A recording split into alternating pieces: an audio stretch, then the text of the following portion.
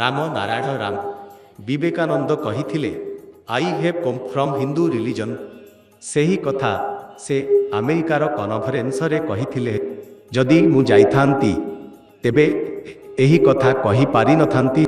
ମୁଁ କହିବି ନାହିଁ ଯେ ମୁଁ ହିନ୍ଦୁ ଧର୍ମ ବା ଅନ୍ୟାନ୍ୟ ଧର୍ମ ବା ଭାରତରୁ ଆସିଛି।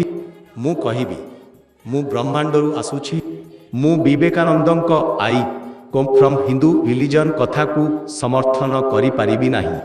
ଏହା କି ବେଦାନ୍ତର କଥା? ତୁମେ ବେଦକୁ ଭାଗ କାହିଁକି କରିବା? ବେଦ ଭୂମିରୁ ଉତ୍ପନ୍ନ ହୋଇଛି। ସୂର୍ଯ୍ୟ ଶକ୍ତି, ପ୍ରକାଶ ଶକ୍ତି, ପାଣି ଶକ୍ତି ଏହିମାନେ ବେଦର ସୃଷ୍ଟି କରିଛନ୍ତି।